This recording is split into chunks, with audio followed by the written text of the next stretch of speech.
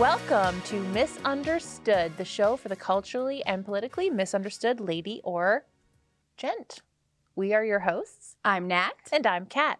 And today, unlike other days, we are not going to do a culture shock moment. I feel like we've shocked people enough. Oh, yeah. So instead, we're going to talk about our dogs. Shocking. They're really shocking. cute. They're so freaking cute. Yeah. Tell us about your dog, Nat. Okay, so my dog is a brindle pug named Pepe. He's almost 2 years old. Pepe the pug. You can follow him on Instagram at Hey Pepe the pug. He is a little chubster, a little snuggly bunny, and he loves the foods. Oh, that's so cute. Yeah. I love Pepe, and he is a good guy. He's an icon. He is. He really is. He's an icon. Yeah. Tell us about your little pooch. Oh, okay. My pooch is named Beatrice. She's a 70-pound coonhound with many nipples because she gave birth to 7 puppies. She's 6 years old, and she is the light of my life. Mm-hmm. We'll post photos. Oh, I'm going to post so many photos. And you're welcome. Yeah, you're welcome. And hopefully one day I would love to see Beatrice and Pepe in studio with us. Yeah, they have a lot to say. I would say Pepe leans left. So I think he'd really offer a lot of interesting social commentary about our show. Yeah, that'd be interesting to have like a counterpoint. Yeah. Yeah. Yeah. And we'll mute his mic. Yes. If he gets too lefty. We do believe in censorship. So. Beatrice is from Tennessee, so she's definitely right wing. The hard South. Yeah, she's from the South. The deep South. Okay. All right. All right. Well, you're welcome for that. So now we'll talk about stuff that, matters a little more, but not by much. Barely. Yeah, barely. I think so. So there's this term being thrown around, Nat. The wage gap? What? Well, apparently it exists between men and women. First, we should maybe note that it's actually illegal to pay a man more than a woman. Yes. So I guess if the wage gap does exist, there might be some factors that are playing into that and contributing to that. Yes. So we're going to talk about that and maybe do a little debunking. I'd like to debunk it. I have so many notes here. Oh my goodness. There's like 2 different acts in Canadian law that prevent you from paying someone more than someone else based on gender, sexuality, religion, race. It's already illegal. It's illegal, folks. It's illegal. So why would women potentially, technically, be getting paid less then? Perhaps it's a social thing. Yes. So let's talk about what they mean when they say paid less than. Yes. So Conservative MP Michelle Rempel Gardner, she did a Twitter thread on International Women's Day about the wage gap, and she linked to an article from the Canadian Women's Foundation, which I'd never heard of. Thanks, ladies. In that article, the article was pretty much nonsense. Yes. It was as all of them typically are. It was so silly. Yeah. It was extremely silly. But they linked as a source to StatsCan. Okay. So StatsCan is like a thing that, and hopefully an unbiased thing. Ideally, it's taken from the census, and we can pretty much rely on that for like some good information. Yeah, definitely. So I went to StatsCan and I did a little test. I compared male wages on average in the year 2019, males 16 and up to women 16 and up. Average income for the year 2019, what I found was that men made $47,300 in 2019, and women made $39,100. So that's a 17% difference in the average income between men and women. So that's our basis. Now we can talk about why. Yeah, and I mean, so also too, when you look at people who actually work in the same profession, with the same seniority, like the same working number of hours, etc., basically, women earn 98 cents for every dollar that a man earns. So let's think about that. That's a 2%. Yeah. That's not 17%. That's not. Where's this difference coming from? Well, I'm going to guess it's a nature thing. It's in our nature as women, first of all, to be poor. To be poor because we want a rich man. Yeah. No, I'm just kidding. But in all seriousness, women are less assertive than men. So when you're in a job interview and they ask you about your salary expectations, you might be less likely to push back. Like most men are not agreeable. And of course, this is just a generalization. Every individual is, of course, an individual. But if you're more assertive, you're more likely to get what you want. And if you want more money, you're going to ask for it. So absolutely. I think that's one thing that plays into it. But that's even like a comparison when you're talking about like careers with the same seniority. Yeah. Like if you're a banker and I'm a banker and we've both been working for about 5 years, like that might explain that 2%. Yeah. But the disparity, 17%, they said in the article that Michelle Rempel Gardner source, they said that this disparity in salaries is based on this the same income source. So I was like, oh, does that mean that they literally took like a banker and a banker and compared them side by side? No. So when they say the same income source, they mean, are you employed? Are you unemployed? Are you self-employed? Did you make your money from like investments? One of them was, is your income coming from government programs? Okay. So when they say from the same income source, they are literally talking about like employment in general. So whether you work as a sandwich artist at Subway or you're a financial planner, they're counting you as the same income source. So essentially they're not breaking it down by age, by occupation, by hours worked, by seniority, by education, by danger. Danger is another thing that people don't like to talk about. Well, of course, because we do know that men are more likely to enter a field that is more dangerous. Like 90% of all workplace fatalities are men. Exactly. 90%. So like, let's talk about the wage gap. Let's talk about the death gap. The safety gap. Yeah. like, I'm here in my studio while someone's out there like hammering a roof and they're falling off right now. But, we need more money. These things need to be, well, we do. But there are so many factors that go into the wage gap. And we, in our research, I think we've both discovered that it exists. Yes, it does exist. There is a gap. But there's a justification for it, though. And I think we should also talk about the fact that women do have a biological clock. Most women around our age are like, hey, I maybe want to have kids now. And when you're in your late 20s, early 30s, that's when you are kind of at the height of your career, perhaps. And you're like, well, I got to make a decision. Do I want to go full force in my career, or do I want to have babies and stay home and be a nurturing mom? Which, by the way, is an admirable career path as well. If you want to be a stay-at-home mom, like, kudos to you. You are raising the next generation of, successful, productive people. I don't think those women get enough praise. Absolutely not. So on that topic, Michelle Rempel-Gardner, who's a conservative MP, I don't know if I mentioned that, which is weird because, conservative, you'd have a little bit, you'd hope for more. She said, or actually this is from the article that she tweeted, jobs that conform to traditional gender roles tend to be undervalued because they parallel domestic work that women are expected to perform for free. So I'm sorry, undervalued in motherhood? Like, she's basically saying if you take time off of your career and make less money than your male counterparts because you're doing motherhood, that's like doing free labor, basically. And it's like, it's kind of like one of the most important jobs in the universe, I would argue. Yeah. And you're not getting financially compensated for your hours worked, but like, you're raising a human being. But also, men can stay home as well. I just think it's in a woman's nature to want to stay home with her baby. Well, we give birth. Yeah. Right? Like, we have a special connection with that child. Like, we're going to want to be the ones that are there. Like, I don't know. Yeah, whether that works for your individual family or not, on the whole, on average, more women are more likely to want to be the primary caregiver of their child, like you and Pepe. Yeah. Who's the primary caregiver? Well, I guess dad right now because I'm here. But, I was going to say. But okay, maybe we should also talk about the fact that there also are, like, men are more willing to sacrifice, like, flexibility and their free time in order to work 70, 80 hours a week. Like, I don't want to work that much. Like, I just want more flexibility in my schedule. I don't know if that's necessarily inherently male or female, but I do think men are willing to sacrifice a little bit more willingly, I guess. Yeah, and Jordan Peterson has spoken about this at length. There's that famous Kathy Newman interview where, she's just like, so what you're saying is women are stupid. It's like, no, never said that. Not anything like that. But that's what people hear, and they start saying that he's a sexist or whatever. Yeah. But there's that study, and they had babies, and they showed them pictures of faces, and then they showed them pictures of objects. And they found that the female infants were more drawn to the faces, and the male infants were more drawn to the objects. And that just, like, if you extrapolate, it's just like women are more likely to go into careers that are nurturing. Human relations. So like psychiatry, nursing, daycare working. Obviously, motherhood is one of those. And then men are more attracted to objects. Right. So that's just science. It's not like, and so people say, well, there's a bias against women in STEM, in science, technology, whatever. Doubt it. Don't even know the acronym. Not interested. Science and technology, engineering and math. Money. Money. I don't know if that's true. I just made that up. But no, it's true. And also, like, women, you have a choice when you enter university. You get to pick whether you want to study English, Lit, and women's studies, or if you want to be an engineer. Like, you can't, like, we have equal opportunity. We have more than equal opportunity. Yeah, I would argue that too. I have an anecdote. I'd love to hear When I was at Western in first year, I took comp sci, computer science, which was a terrible idea, but you needed a science credit.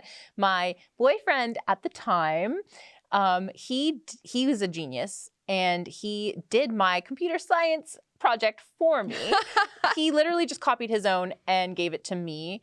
Don't tell her props. Yeah, oops, I'm gonna get a bad grade now. No, so he made mine pink, and he kept his whatever, gray, blue, whatever. I submitted mine under my name. He submitted his. I got like 100% on it, and he got like an 80 something. And we were like, at the time, I was like kind of offended, and he was like, he was over it. He was like, kind of expected that. But like that was many years ago. That was like 15 years ago. Sorry, I'm so old. The point is they've been doing this for a long time. They have been pushing women into STEM for so long at the expense of men who are actually working harder or as hard as the women. So I can't even imagine how bad it is now. Yeah, it's scary. Well, I mean, even like a lot of big corporations are holding these meetings where they want to fill these quotas, right? So they're like, oh, we need more women, you know, people of certain ethnicity, et cetera. And it's like, well, you're eliminating jobs that a man might be better qualified. Someone who's interested might be better qualified because they're actually interested, but you're trying to push women into it and taking race into consideration. Like, as if that has anything to do with skill. Science doesn't care what color your skin is. No, I think all that matters at the end of the day is how hard are you working? Are you doing a good job? And, you know, I think that's really all we should care about when it comes to jobs. I think it's really, really awesome that our government, like, again, this is super lefty of me, but I think it's really awesome that the government of Canada will pay you to go on mat leave. Yeah. You get 40% of your income up into a certain level. I think it's 80K, so you'll only ever get like 40% of 80K. A lot of people make less than 80K, so they're going to be making a lot less than that. But the point is that that's where our tax dollars are going, and that's one of the social programs that I'm like, wow, that's actually great. Because if I get pregnant, I can't work you know, for some time while I'm nursing my child and whatnot, and I'll still get a little money to pay the bills. So that's awesome. Mm-hmm. However, I forget my point. I think my point was that, I don't know what my point was. Do you know? I think your point is that women are afforded this special social program that men would never. Men don't get this opportunity unless you're a birthing person. Well, they can which we'll talk about later. They've recently introduced that, and it was only up until recently. That's very new, though. It's new, and some people do take advantage of that, and that's awesome. A lot. There's so many things to say on this subject. I know. I'm like, I have so many notes here, just like 3 pages of notes, and I can't remember anything. Yeah, like the wage gap. The wage gap, 17% difference. No, it's not. It's 2%. Okay, basically, let's just round this out here. Let's just round this out. What a nightmare. So okay, I see what my point was here. This quote from this Forbes article, which was about the dangers of the wage gap myth. Yes. Which is interesting, because I did not expect that from a Forbes article. Yeah, we should talk about this. But a point that they made is that it disparages men to say that they really haven't earned their space in society, because they're just like given it. Yeah. Because we just hate women and we don't want them involved in science and financial jobs and high-paying jobs. And it's like you're now saying that men haven't earned what they've earned. What they've literally earned. And I think it also it doesn't encourage women to work hard and pursue like getting the CEO role, for example, because they're like, oh, I'm never going to get that. I'm never going to be as successful. I'm never going to get paid as much as a man. So why would I even bother trying? Yeah. And I just think that's a little bit dangerous for us as well, because we can do it if we want to. But like I said, there are certain things that we need to consider. Like maybe we need to put on our pants and kind of, if you're going to compete against men, you got to compete like a man, unfortunately. Yeah, well, it's the bigotry of low expectations. Yeah, absolutely. You do it with race in the same way, but you see it all the time when they're like, oh, females, you know, give yourself a round of applause for just being in this space. It's like, that's sexist as heck. It is. Do I need a special round of applause for just doing my job? Yeah, and by the way, that's not to say that like real sexism doesn't exist in the workplace. I believe it does. We've all experienced it. Absolutely, but I think that we should let it fuel us. We should let it like incentivize us to be better and prove them wrong. Like, don't be a victim. We don't need to be victims. Like, you should use it to empower yourself, you know? Go get it, girl. Go get it, girl. You can do it. And especially because they're actually trying to encourage you so much. Like when we say, or when the feminists say that there's a bias against women in these jobs, that is wrong. Yeah. It's just categorically false. They're literally encouraging women. They're cheating and giving them better grades in certain things when they're doing the same project as men. Like they're pushing women into these roles. And if the roles aren't being filled by women, it's not because there's a bias. It's because women aren't friggin' interested in it. Yeah. Like on average. Which is okay too. That's okay, exactly. Just stop complaining about it then. Yeah. There we go. I think we got there. I think we nailed that. I think that was the best. And now for an ad break. Bitcoin 2022 is the largest Bitcoin event in the world that takes place on April 6th to 9th in Miami Beach, Florida. All 4 days will be jam-packed with exclusive content, exciting announcements, and an incredible lineup of Bitcoin speakers, artists, and leaders. Day 1 is Industry Day for enterprising Bitcoiners who are looking to build a business or career within the ecosystem. Days 2 and 3 are General Conference Days featuring speakers like El Salvador President Nayib Bukele, who has promised a big surprise, as well as CEOs like Michael Saylor, Elizabeth Stark, Jack Mallers, Adam Back, and hundreds more. The conference caps off on the 4th day with the world's largest Bitcoin music festival, Sound Money Fest. Last year's conference sold out, and this year's is on pace to be 3 times larger, so make sure you grab your tickets before it's too late. Visit b.tc/conference to learn more. Pay in Bitcoin to save and use promo code RebelNews for 10% off. This has been an ad break. Should we talk about some children being indoctrinated by inappropriate Can we talk about adults? this eco-feminist article? Oh, yeah. It's disgusting. Okay, yeah, we'll just touch on this quickly. A little bit more feminism, and then we'll get right into that. This is nasty. This is nasty. So this is an article from Teen Vogue. I don't know what the article's called, but it's embarrassing. It's called Eco-feminism explains how patriarchy has contributed to the climate crisis. Okay. So do you want to know something really funny about this, Nat? Yeah. Do you want to know what our author of this article is called? Oh, no. Her name is Leah Thomas. It's not the same Leah Thomas. It's and we were like, we're not talking about Leah Thomas this week. But somehow we always end up talking about Leah Thomas. The spelling is different, though. Yeah. So for those of you who don't know what eco-feminism is, or ecological feminism, because I certainly did not, it's a branch of feminism that explores the relationship between women and nature. A key argument of ecofeminism is that the degradation of the planet and the exploitation of women are all connected to the patriarchy, and the devaluing of both has led to disastrous conditions for both the planet and women. I didn't know that. Oh my God. It's just such nonsense. Like it's the nonsense. Devaluing of my time leads to disastrous consequences. Yeah. And this author is not valuing my time at all. And there's literally no science behind any of the things she says. She doesn't talk about science at all. No. She just talks about capitalism, gender, identity, as if those things pertain. I just want to know, Leah, how do they correlate? Like, please tell me how capitalism and feminism impact the environment. Like, I don't understand. Like, you want me to take climate change seriously? This is not helping you. So a couple of really fun quotes from this because they're hilarious. She's talking about what ecofeminism is. And she says, from earth goddesses to creation theories, there are countless metaphors and symbolisms about women and their deep ties to the earth. What? Sorry, earth goddesses to creation theories. Like, are you trying to take yourself seriously as a science woman? Yeah. No, she's not, is the answer to that. I don't get it. Earth goddesses. This is where, like, we're like, men don't take us seriously. We don't make enough money in STEM. You're talking about friggin' earth goddesses? I know. But we're talking about the environment. Like, I just don't understand why this was published. Like, it's embarrassing. As a woman, I feel embarrassed. The whole time I was reading it, I was like, is there any legitimacy to this at all? No, there's not. None. Yeah, it's super embarrassing. And basically, she's just promoting her own book, which the book is called the intersectional course. The intersectional environmentalist. There it is. That's the name of her book. Is. So she's talking a lot about her book and trying to sell you her terrible book.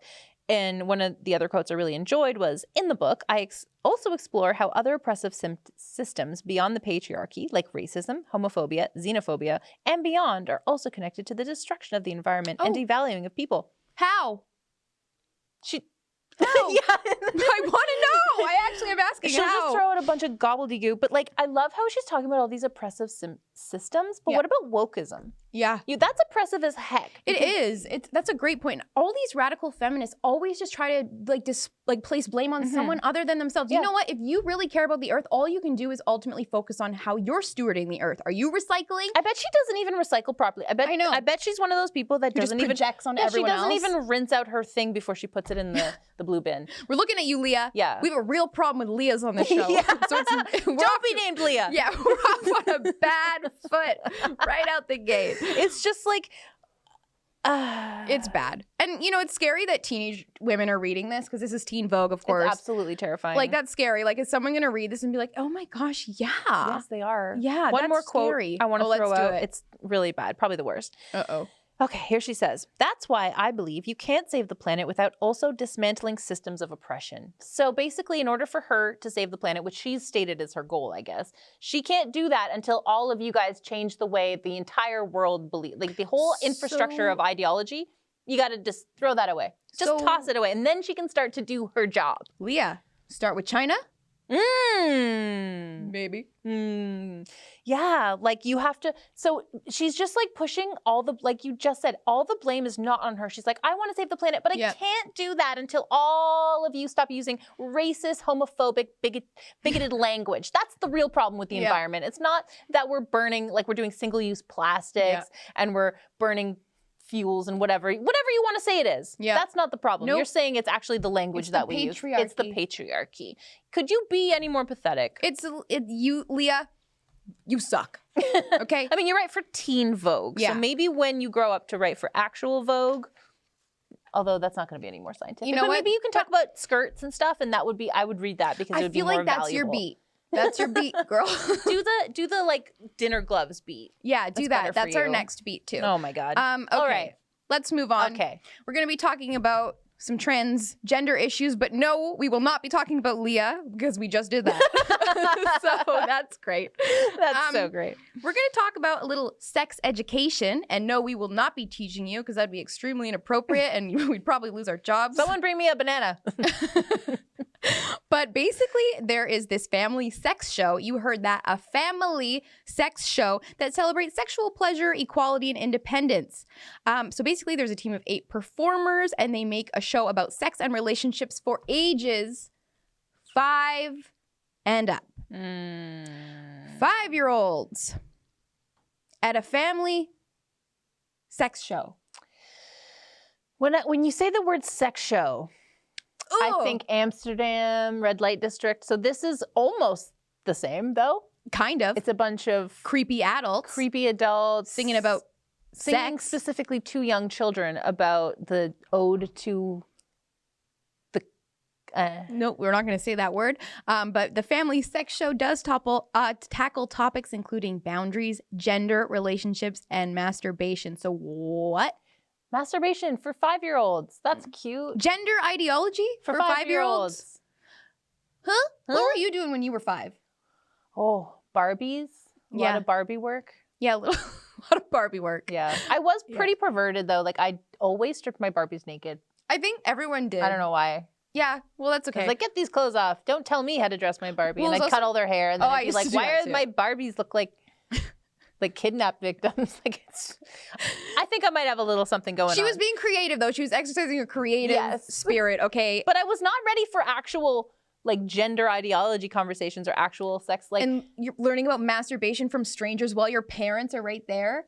Like, come on, that's creepy. Do you think parents should be teaching, like, what's the answer here? Like, so we don't want weird, confused adults teaching our kids about masturbation. Obviously, at a certain age, kids will start to engage in that. So, like, who should tell them? That's a good question. I don't really know. I don't think it should be a strange adult, and I don't think you should be 5. Like, I think 5 is young. 5 is really young. I think it's important. Like sex is not shameful. We shouldn't create shame around it. I mean, or a stigma. But like, I just don't think prepubescent kids need to be taught about it.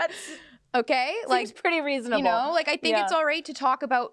Like when puberty starts coming. I think so. That's when conversations should start happening. Yeah, and I mean, I understand, like, you know, your little kids are curious and stuff, but like maybe teach them boundaries, like maybe not to take their pants off in public, stuff like that. But like, I just don't think we need to be like, yes, honey, this is good. It's like so normal to be touching just not yourself in public. Like, no, and wrong. One of the things the author of this article said was, children aren't anxious about the idea of the show. It's the older people who feel discomfort. Yeah, because kids don't understand. Because they don't know. Like, of course, their parents are uncomfortable with you talking to their children about sex. Why do like these people are so sick? It's immoral, I think. It's totally immoral. It just creeps me out. Why don't you just focus on like reading and writing. Yeah. Teach them about your friggin' twisted environmental views. Fine. Yeah. Fine. Yeah, Leah. That's fine. That's fine. I'm liking Leah a whole lot more right now. She sounds a lot more reasonable She now. does. Things are very lopsided in the world. Yeah, this is scary. And it gets a little scarier, actually, because the leader of Sexy Summer Camp recommends that children begin to masturbate as toddlers. Oh! Maybe we should play this clip, if you don't mind. We'll just react. That's how we should, you know, like get down with yourself, explore your own body. Masturbation is really healthy, and I recommend it to people of all ages. All ages. As soon as my nephews could talk, they were doing that. That's what they were doing. Kids touch themselves. Kids start to ask questions, and we teach them the language for their bodies, right? That's your nose, touch your nose, show Aunt T you can touch your nose. But my sister's not saying that when they're tugging at their penis, right? Yeah. But it feels good, right? We have to learn ways to talk to young people about this so that they know how to explore their body consensually so that it's not in public, right? We don't want people exploring their bodies in public. Yeah. That's not consensual. But exploring your body at any age, grandmas, grandpas, all of us need to be exploring our body. That's how we should, you know, like get down with yourself, explore your own body. Let's Masturbation is for me, the weirdest part was she was talking about masturbation with her nephews. Yeah, like that's super inappropriate. And she's talking about consent. Like, did they give you consent to start a conversation with them when you're like, touch your nose, touch your nose? Are you asking them to, like, where does that lead? No, that's a great point. It's just very creepy, and I just think it speaks to how like there's this weird attack on kids, and we just need to protect their innocence. Yeah, we do. We need to preserve it. I don't know. I just, this is a camp that people are willingly sending their kids to. Like, what is wrong with these parents? I feel like that camp's not going to do well financially. It's a good point. Yeah, especially and like she doesn't have kids. She's talking about her nephew. So like, if it's your own kid, who am I to, like, I can judge you from afar, but I would never say like, stop her. Like, get the government involved and like take her kids away. Like, no, if that's her own child, like, as long as she's not abusing it, like maybe have the conversations you want to have, but like that's not even your kid. Yeah. Have you talked to your brother or sister about what you're teaching your niece and nephew? Like, is the mother of the child in this video? No, it's the weird aunt. Yeah. It's just very creepy. Icky. And I think like to let your children go to a camp like that with these weird strangers Don't do it. Yeah. Don't do it. That's great advice. Listen to this one. Nasty. She may have destroyed her Barbies, but she's smart. She knows this is wrong. It's wrong. Okay? It's wrong. Speaking of wrong, do you want to take it away with this next one? Yes, so here's the headline. Transgender man who thought he couldn't conceive while transitioning, is now a proud dad after a surprise pregnancy and put off his breast surgery so he could nurse his son. So I would just like to start maybe and say congratulations to the happy new mother. I don't know. But I think my favorite quote from this was, we're getting so quiet. I think more trans men need to understand that they can get pregnant. I mean, okay. Okay. When people say trans women are women, but then they also say trans men can give birth, it's like, I'm very confused. A trans woman does not have a uterus, right? No. Okay, so not a woman, but then this trans man who does have a uterus can give birth, making her a woman. So this whole like this trans lobbies trying to erase women argument is really, really working, I would say, because biologically that's the one thing women have. Isn't it so nice also of this father to put off hers top surgery so that he can nurse his son? Isn't that so nice of him? Well, actually, it's chest feeding. Oh, it's not. He uses feeding. I got to chest feed Hendrik when he was born, as I knew it was the healthiest and best way to aid him in his growth. Yeah. So kudos to you. The mother's milk. Is the most nutritious source of food. So, baby. I feel like this has been a fruitful chat. Lot to think about. Should we move on? Anyways. Speaking of gender-affirming care, this is another Teen Vogue article, and, I think maybe we should start off by saying we are compassionate. I would call you a compassionate person, and I would call myself a compassionate person. I think we do care. We want to treat people with dignity and kindness. But at what point are we just living in in disillusionment to an extent, right? And at what point are we like, where's the line here? Because, okay, gender affirming care, sure, but healthcare is also, getting to the root of an issue, maybe seeking counsel. No. Okay. That's sexist and bigoted. Okay, well, maybe we should pull up this article and we'll dive into this a little bit. Okay, so what does it actually mean? I didn't read this one. Okay, so basically, let me just read a quick excerpt here, and then we can. I'll learn, and then we can learn together. We can bounce off of this. So, beautiful. It was 2016, and Daniel was 9.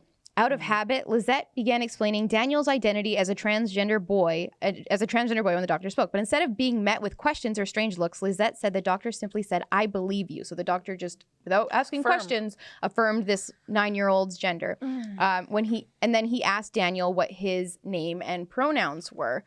So basically, my thinking here How old is Daniel? 9. Okay. So doctors aren't allowed to ask questions. Or raise awareness about side effects when it comes to transitioning and affirming. It's just, we just have to affirm you because you said so.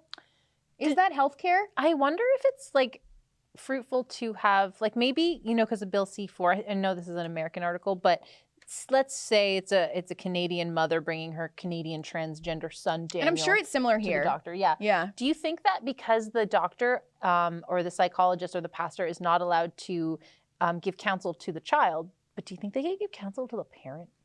Like, that's hey, a good question. What you doing? What kind of things are you telling your child to make them think that they're an opposite gender? Because as we know, gender dysphoria in adolescence has bounced up to like 4,000% of what it was 7 years ago or 10 years ago. So do we really think that there's 4,000% more? Like, that's not 4,000 more, like 4,000%. Yeah, especially knowing historically that gender dysphoria is a rare diagnosis that usually affects boys, little boys as young as 2. So it's not normal. So that's a great point. So the it's a small fraction of the population, and yet here we have all these 4,000% more kids going through it. Shouldn't we be looking at the parent and being like, I can't counsel the child, but I can talk to you? Yeah, I wonder where the line is there. That's a really good point. We should look into this more. We should look into it. We'll discuss it again. But I think the biggest thing about this article is that they always talk about how, like, when you don't affirm someone, their likelihood of committing suicide increases, when that's actually not true, because there was this study that was in Sweden that followed 324 sex reassigned persons from 1973 to 2003, and it basically stated that suicide rates did not diminish but increased, basically stating that sex reassignment, although alleviating gender dysphoria, may not suffice as treatment. And basically, this should inspire improved psychiatric and somatic care after sex reassignment for this patient group. So it doesn't abolish your problems, which we've talked about before. I didn't know that stat, but that's really interesting because we've seen so many anecdotal stories. I follow a couple of people on Twitter who were like detransitioning. Yeah. And it's really interesting because a lot of them say the same thing. They were having mental issues. They were depressed, they were anxious, they felt self-harming. Exactly. And after they transitioned, that did not go away. They said at first there was, like, especially if you go on hormone replacement therapy, there can be like a euphoria phase. Right. But you end up feeling the same way that you did before a lot of the time. Right. So yeah, and of course, like, no one's a monolith. Everyone experiences all this differently. And if you're a consenting adult and you transition and you're content, that's fine. If it helps your mental health, then, like, that's probably a really good thing. But for so many people, it doesn't actually solve their depression, their anxiety, their desire to self-harm. I think it probably just makes things worse. You're self-harming. Well, you're literally mutilating your body. Exactly. Yeah. I know people get triggered by the word mutilating. Sorry. I understand that. But I agree. Like, you're taking off a part of you, thinking that that's going to bring you, like, mental clarity. And if it does, fine. But a lot of the time it doesn't. Yeah. And then you're now left with an emptiness and scarring and the feeling that you're missing and something that potentially sterile. Potential sterilization. It's just weird that we would people will jump down our throats for saying these things, like using the word mutilation. But, like, I think that especially a young girl, like a young girl. Yeah. Have you seen? There's this doctor on Twitter that she calls herself the teat eater. And she's like, yep, gonna go yeet some teats today. And she like brags about like how many teats she's yeeted, which I guess is like the removal of. Oh, but it's healthcare. Yeah, it's like, it's not about your ego and getting TikTok followers and whatnot, or Twitter or whatever it is. Like, you are bragging about your procedures, which you think are helping people, fine, but it's such a weird brag. It's a very weird brag. And I just think like, this is controversial, but I think that to suggest that maybe getting psychiatric help is like, I just think that's the kindest thing you could do. Yeah. Because like we talked about last week on the show, like speak the truth in love. Like tough love is love. Yeah. And I think that it's important to note because we're being pretty critical right now, but like what you just said, seeking counsel, you don't have to be judgmental about it and nasty about it. If you were like, my daughter's like, hey mom, I want to transition, I want to be called Daniel, I'm not going to be like, what are you, stupid, like you're going to grow out of it. Like that wouldn't be kind and Christian and loving to do. So it would be like, okay, I don't know how I would react, but it would be like, I hear what you're saying, before I just affirm it. Yeah. Let's talk about it. Why do you feel this way? When did you start feeling this way? Like, is there someone that you would like to talk to who's not your mother, who can maybe help you understand these questions more? Like, if you still feel like, let's wait 6 months and see if you still feel this way. Wait till you're a consenting adult. Exactly. Then let's wait till you're 18 and then I will support whatever choice you want to make. Like, but just to say like, oh, my 9-year-old is saying, mommy, I want to be a boy. Like, what 9-year-old doesn't swap genders once in a while? Like, well, or like I've mentioned this before, like I thought I was a Russian girl named Vuda when I was like 3. It happens. Like, you don't just affirm that. That's just a kid going through a phase, like a lot of the time. And like, be loving, like don't yell at them, don't shame them, but like let them grow and see what happens. And like, you're a parent, which means you need to parent. Yeah. Like you can't. You're not friends. You're not friends. And I'm sure, I can't imagine how difficult that situation would be, but like, you are called to say no. You are called to steer them in the most productive direction. And of course, with love and compassion. Exactly. But like, come on, parents, like be parents again. Yeah, let's make parents again. Yeah. Okay? Love you. Bye. Should we move on? Yeah, we're moving on. That was great, though. I feel good about that. Yeah, me too. They're going to hate us. So maybe we should talk about some plastic surgery. Yay! I got some done. No, I didn't. Both of us had our entire faces done since last week. Can you tell? I got this moved up here, and then I got fox eyes. Look, I got way back, just all of it, just yanked. So this is the newest treatment. Yes, so that's what we want. Do you like it? That's called the fox-sided eyebrows. Yeah. And apparently there's some possible side effects like deadly sepsis, facial paralysis, to get this look. No big deal. No big deal. So that's great. And apparently it's Bella Hadid and Kendall Jenner are cited as the inspiration because they've never had plastic surgery. Yeah. Classic that they're the influencers of this, though. We were looking at pictures of Ariana Grande's face. Like, you know, as we age, our face changes. Usually it doesn't change in this direction. No, it usually goes like this. She used to have like nice little round cheeks and eyebrows and eyes. And now eyes. She has a completely different like racial structure of her face, and it's the trend, the fox eye, and it's freaking gross, guys. They just basically just take your skin and they just staple it back, just create a little. And I guess it's not as risk-free as it's been described. It's like you can just go get it in an afternoon, get your face stapled up. Yeah, and okay.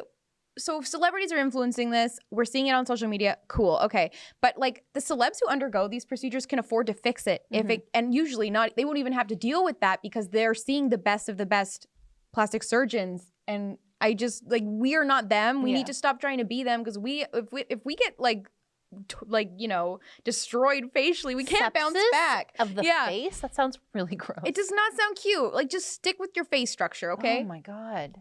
Maybe? Like, come on. And the fact that we all have to have the same face. Yeah. Like, so what? Some people have like more of like a fox eye look going on. It's obviously gorgeous, but we talked about this the other day where runway models, they can be really, really young. They can be like 16 years old, which is kind of creepy. But the ones that are super, super young, the fashion models, where a lot of the time they have like, I think sometimes it's just like makeup, but it's also clothing as well. They'll take these girls' faces with tape, young, like 20, let's say 20.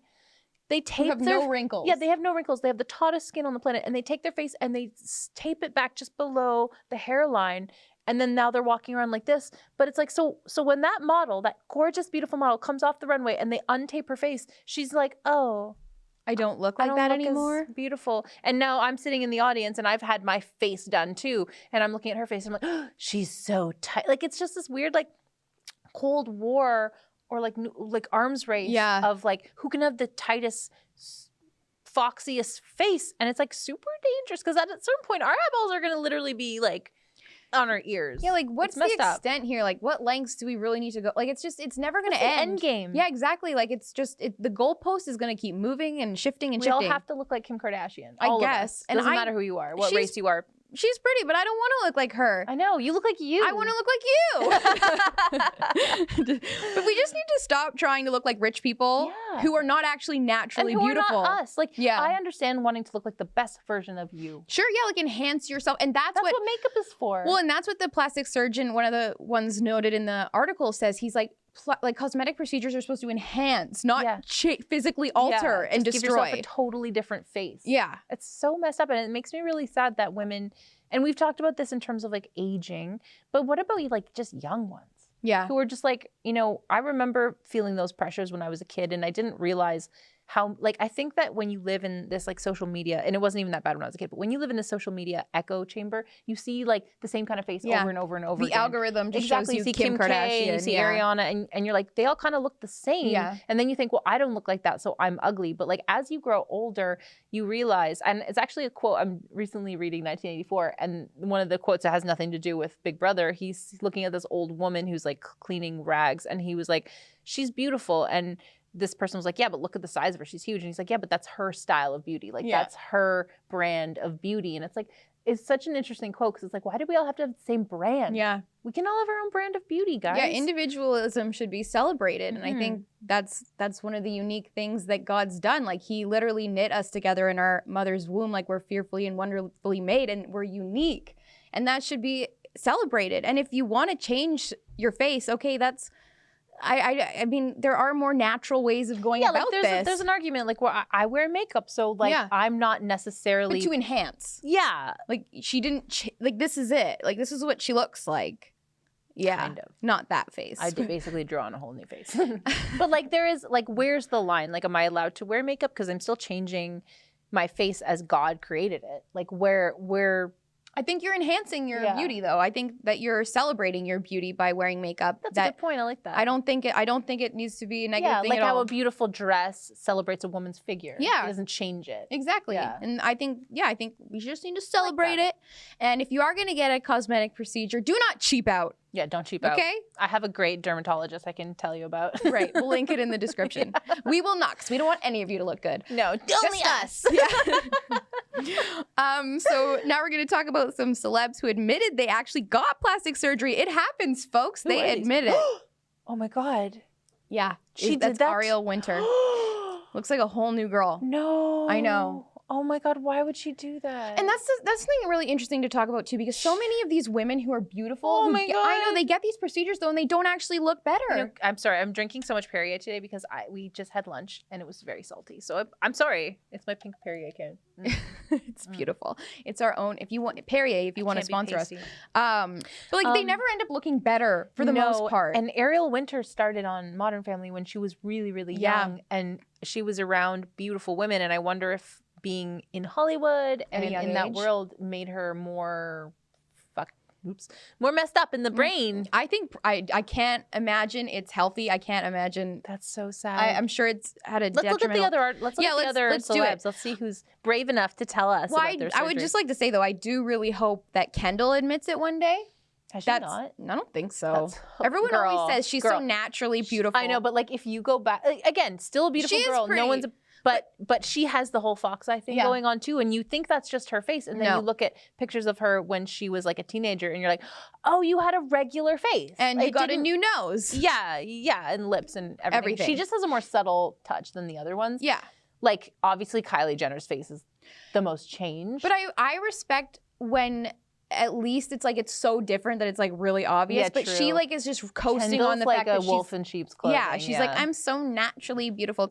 Speaking of want to talk about the family? We've talked about them a couple of times on this episode already, but the Kardashians.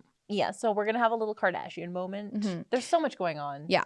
But I think before we start, maybe we should talk about why this family actually is important to pay attention to, and celebrities in general, actually. Because they're basically the first family of the United States of America. Yeah, basically, of Hollywood, of billionaires, of fashion. I mean, when Obama and Michelle Obama were the first family, I would say that they were the first family, but now... Oh, I don't even know who's president right now. Yeah, exactly. So basically the Kardashians are like the first family. The Kardashian West family was even bigger. Oh, yeah. And now that they have broken up, like they're in the news all the time, and it's kind of their job, so they got to stay in the news. Yeah, they got to stay relevant. But I think like these people, as you just said, were the first family. They are some of the most influential people in the United States, if not the world. If not the world, exactly. But they have more influence on society than I think politicians do, than I think doctors do, than stylists do. They are icons. And when people are paying attention to those people and looking to them for advice, that we need to be speaking about this and criticizing it and exposing the BS that they're spewing, because they're not on our level. We shouldn't be listening to them, and yet they're idols for some people. And if we just ignore the fact that these people exist, then we're gonna lose young people. We're gonna lose the culture war, and I don't know, I think society will crumble. It's up to the Kardashians. It's important to know what your kids are looking at and who's influencing them. So we're gonna tell you. Yeah. We're gonna tell you, and it's not great. No. This first headline is Khloe Kardashian defends the family's reported 9-figure paycheck for the Hulu show. We had to ask how many zeros. We had 9 figures is hundreds of millions. Yeah. Hundreds of millions That's of dollars. a lot of dollars. A Hulu show about a bunch of girls with inflated buttocks. They did split it evenly, though. Oh, that's cute. Super sweet. That's super sweet. But maybe we should talk about how Khloe defended the money they're earning. So we give so much of our personal lives up for entertainment. You do? You give it up for... You give it up for oh, no, not for free? Oh. Giving it up. Sorry. How much was it again? 9 figures, was it? Oh. So giving it up or earning it. Or giving it up. Yeah. Excuse me? She's acting like she's doing it for free. I give you this all from my heart. She's acting like it's not a choice. Yeah, you could just not do the Hulu show. Yeah, just don't do it. Give me the $100 million. And as if they don't actually appreciate having the world in their home, seeing all of their drama, their unscripted drama. Come on, you love it. You guys were nothing before. Remember how this all started? Was a sex tape. Oh, yeah. I keep being like, why are they so unclassy? And then I'm like, oh, yeah, the whole first family was born out of a sex tape that the mother, the matriarch of the family, leaked. That's what moms do. Oh, loving mothers. That's what they do. So they put in the work, you guys. So don't be mad that they have hundreds of millions of dollars, because they give us so much. They do. So nice of them. They're really sweet. And that's why it was also so sweet when Kim Kardashian gave some women career advice. Can we play this clip? Get your ass up and work. It seems like nobody wants to work these days. That's so true. You have to surround yourself with people that want to work. Have a good work environment where everyone loves what they do, because you have one life. No toxic work environments, and show up and do the work. What a clip. Yeah, so, okay, I do kind of agree with her in a way, because it's important to put in the work and do hard work. But it's like, Kim, do you know who you are? Do you know who you are, Kim? When she comes out with, a new line, it's not just her in her basement with her, kids sleeping upstairs. Her chemistry and she's kit. I'm making this, this new matte lip gloss in my basement, and I'm, testing it out on myself, and, oh, no, I have a rash now. No, she has, a team of probably already established makeup technicians and scientists who are just oh, this is great. We have a formula. Which color do you like? Do you like peach or rose? Rose. Yeah. Okay, that's Kim's line. Exactly. And I mean, I do think our society is a little bit lazier since the pandemic, because our government has incentivized it in a way. Unemployment via CERB. And again, there's nothing wrong if you had to take CERB. My husband did for a bit. I took it. I was laid off. You're right, exactly. Nothing wrong with that. But I think a lot of people could have gone back to work and they just didn't. But most people just were not afforded the same privileges as Kim. Most of us do get up and do the work, but we don't have nannies and chefs and stylists and makeup artists to help us get through the day, Kim. Yeah, Kim. Okay? So it's a bad take. And apparently you told me this, that one of her ex-employees said she was super toxic. Yes. Kim, like, you know what? It's not cute. It's not cute. Worry about the boulder in your own eye before you worry about the pebble in someone else's. Okay? Okay, Kim? So, this family. So, but we're going to keep talking about you, Kim. Yeah. Mostly, I want to talk about, this is not in our source list because it happened on, like, Saturday. Ooh. Pete Davidson and Kanye. Their text exchange. So sad. Yeah. I feel bad for Kanye, honestly. Me too. Like, Pete, you're not being cute. No, I want to delete all my DMs. Yeah. I will. I'm going to go unsend. You're not being cute. He's like, so apparently Kanye West and Pete Davidson were texting over the weekend, and Kanye was like, where are you right now, for some weird reason? And Pete was like, in bed with your wife, and then sent like a picture of him in bed. And Kim's not in the photo. So he could have been in bed with, just himself. But it's like, so under what circumstances is that? No, it's so inappropriate. It makes me think that they're doing this just for the headlines. I think they're just, it's so rude. I agree. And people were like, oh, Kanye has no right to care about this because they're not married anymore. Well, still the mother of his child. They still did, they did exchange vows. Like, they do have a pre-existing relationship. Like, he has a right. He probably loves her. Exactly. Like, who are these people who say that, feelings are so important all the time, especially when it comes to, like, your own gender. Exactly. Like, your gender dysphoria, those feelings matter so much, but like the father of a child and the husband of a wife should have no right to be sad. Like, he's being a little weird about it. Like that claymation thing of him.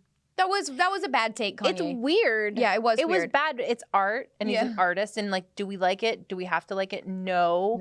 Like, he's just I feel bad for the guy. Me too. He's just sad. And I think, honestly, it would be weird if he weren't angry that his ex-wife was in bed with some like white dude, who's like not cute. Sorry, Pete. Who's You're like not a diamond in the rough. Yeah, who's like just this scummy looking dude. Yeah, who's not that funny. Not that funny. So I don't know. Pray for Kanye. Yeah, we do pray for you, Kanye. Yeah, you are in the prayers. Should we talk about Kim Kardashian's Balenciaga feather boa? I really wish that I had one with me now. Me too. We're gonna go buy boas. We are. I think I'm gonna save up for this one. Yeah, I want the Balenciaga one. Yeah, That's me too. The problem. I don't want a dollar store one. No. Can you guys send us some money? Because I feel like this bow is gonna cost an arm and a leg. Yeah. So it's so fluffy. It's so cute. Do we have a photo of it? Yeah, there it is.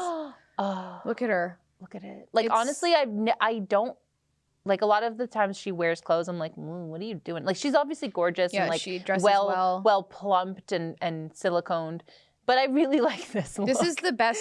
This is one of the best looks she's ever. Look, her full body is covered. The color is stunning. Yeah. Like, I just love the vibe. It's kind of like Matrix. Yeah. But like, it's cute. I love it. It's super cute. And I think anyone can wear it. I think so too. Even you, Tess. Yeah, Tess. Even you. You can hide up your anorexia with that giant boa. Okay. Are we done with our Kardashian? We have one more image. Okay, one more image. Sorry. This is important. This is important. So Kourtney Kardashian and Travis Barker are making out on a public beach. I just wanted to say public, like too cheap to get a private one. Your own beach. Didn't you just make like 9 figures? Yeah, like you can't go to. Look, it's like a animals. Family. It looks like animals. And you know her cheeks are out. Like, you can kind of see, but she's obviously wearing one of those, like, very, very thongy bikinis, which is just, like, there's children. But you know what? They're just giving up so much of their personal lives for entertainment. It's so nice of them to do that thank you for that. Thank but you, please guys. Go to a private beach next time, because literally nobody wants to see that. No one wants to see that. Even us normies don't do that. We're showing everyone, but it's because we had to see it. Yeah, so we now just you have to see we it. wanted you to suffer too. We're just trying to shame them because we know they watch. Hey, girls. Hey, Kim. Maybe do that at home. Yeah, maybe. Use some of that $100 million to like get a little privacy screen, maybe. I think you could afford it. I don't know. Okay. Would be cute. Would be cuter. Mm-hmm. Should we do like our Blitz Please segment now? Let's do a Blitz Please. Okay. So we're going to round things out. Here we are. And we're going to just read some headlines. Some quick takes from some headlines. Alrighty. Blitz Please. Let's do it. And you want to take it away? Take it away. I can't say her name. That's why I told you to start. Emily Ratajkowski. You'd think of anyone I could say this name because it's kind of like mine.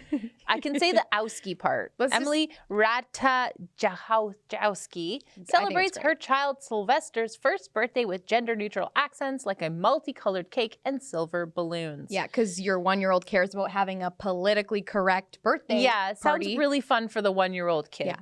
Whatever. Multicolored's fun. Yeah, that's fun. Like any kid, like kids love all colors. She's just so desperate to be in the news that she has to talk about her stupid gender-neutral birthday. Like a lot of birthdays are gender-neutral. Yeah. They're just like balloons and cake. Good point. Moving on. God. Bella Hadid shows off some diamond dental work. Oh my God, yuck. I think this is just a consequence of having like too much money and not knowing what to do with it. Scroll down for us because we're going to look at this nasty, because this is Riri and she looks great. Yeah, that she looks good. We don't want to hate So here's on Riri. what Bella Hadid looks like these days. Okay, keep going though.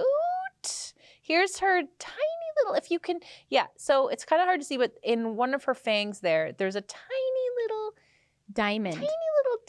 Like, did she leave the sticker on those glasses? Like, are they supposed to say FUBU right in front of her pupil? I don't know. She was too busy, like, blinded by the tiny diamond when she was looking in the mirror. This is the worst.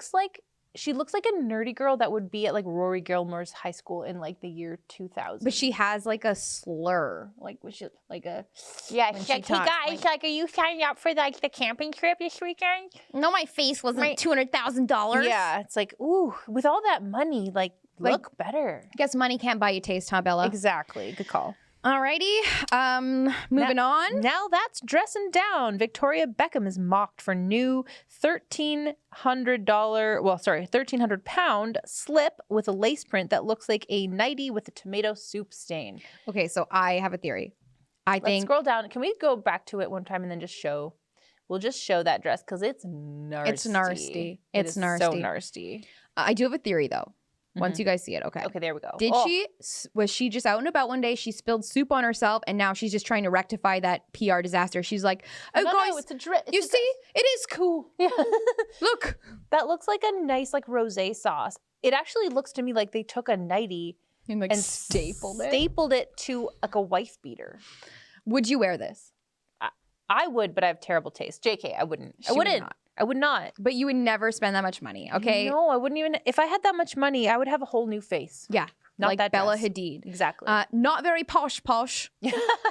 Nailed it. Representation of women in the media still has a long way to go, says an expert. Hello. We're right here. But we're conservative, so we don't count. Okay, true. Nailed it. Next headline, quote, women, headline, healthy woman hasn't eaten fruit or veg in 22 years, lives on chicken nuggets. That's nasty. Define healthy? Yeah, her face is on her face, but her organs are completely made up of chicken nuggets.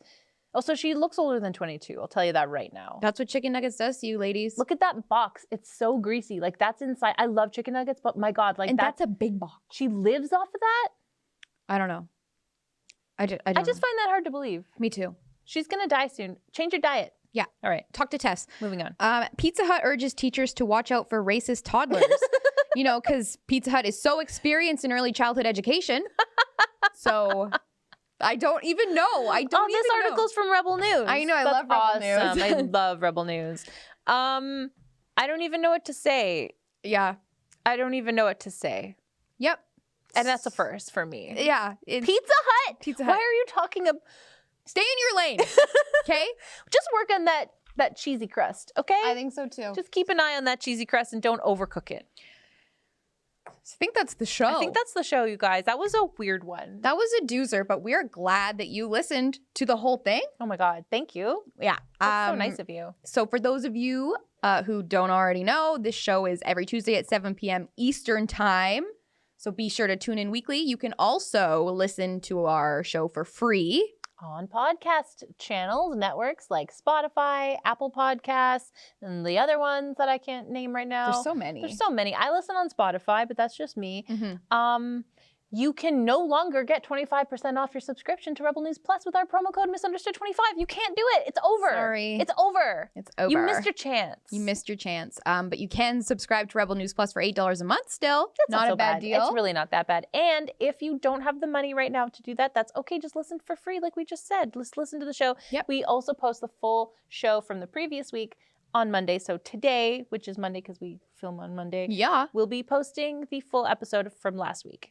So tune in. Tune in, you guys. We are your hosts. I'm Kat. I'm Nat. Follow us on social media. And this is Misunderstood.